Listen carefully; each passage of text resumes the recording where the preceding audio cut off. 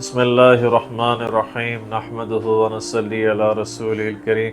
میرے محترم بھائیوں، میری بہنوں، میرے عزیزوں، آپ صحابہ کے تذکرے پڑھا کریں، آپ کا ایمان بلڈ اپ ہوگا، استقامت پکڑے گا انشاءاللہ۔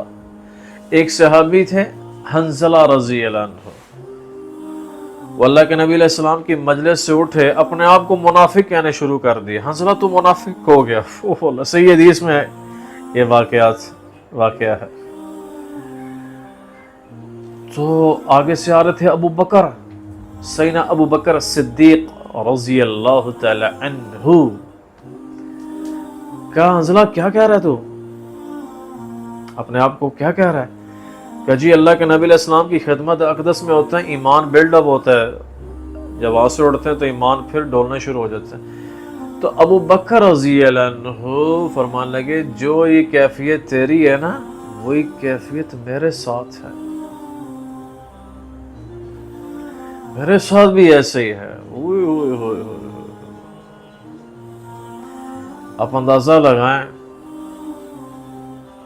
پھر جناب کہنے لگے چلو دونوں چلتے ہیں اللہ کے نبی کے پاس۔ دونوں گئے، کہنے لگے یا رسول اللہ، پہلے اسلام عرض کیے، برگاہ رسالت ہے صلی اللہ علیہ وآلہ وسلم، ادب یا رسول اللہ صلی اللہ علیہ وسلم، ہم آپ کے مجلس میں خدمت اقدس میں ہوتے ہیں تو ایمان ہمارا بڑھتا ہے، استقامت پکڑتا ہے، جب ہٹتے ہیں تو ایمان ڈھولتا ہے، ضعیف ہو جاتا ہے۔ کیا وجہ؟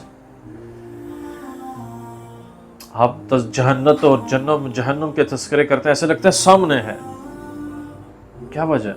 تو اللہ کے نبی نے فرمایا صلی اللہ علیہ وسلم نے، مفہوم ہے جس کا کہ جو ایمان میرے پاس بیٹھنے سے تمہارا ہوتا ہے، بڑھتا ہے، اور میرے سے اٹھنے کے بعد اگر ایمان ایسے ہی ہو تو فرشتے تمہارے رستے پہ کھڑے ہو کر تم سے مصافحہ کریں، اللہ اکبر، تمہارے بستروں میں جا کر تم سے مصافحہ کریں۔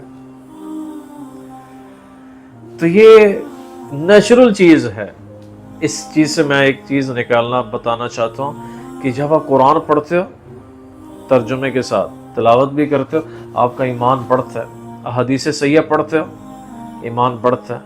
اللہ رسول کا تذکرہ سنتے ہو، ایمان بڑھتا ہے۔ جب آپ اس چیز سے ہٹتے ہو تو ایمان ڈولتا ہے۔ تو اس لیے کہا گیا ہے کہ اپنے ایمان کی تجدید کیا کرو، تازہ کیا کرو۔ کیسے؟ لا الہ الا اللہ کو کثرت سے پڑھ کر، قرآن پاک کی آیات کو کثرت سے پڑھ کر، اس پر غور، تفکر، تدبر کرنا۔ اللہ نے آسان بنایا، قرآن ایسی کتاب ہے، وَلَقَدْ يَسَّرْنَا الْقُرْآنَ لِلذِّكْرِ فَهَلْ مِن مُدَّكِرٍ۔ تو یہ حنظلہ تھے رضی اللہ عنہ، بہت بڑی ہستی تھے، ہم تو ان کے پاؤں کے خاک کے برابر نہیں پہنچ سکتے، جن سے اللہ راضی ہو گیا، سبحان اللہ، اللہ ان سے راضی ہو گیا۔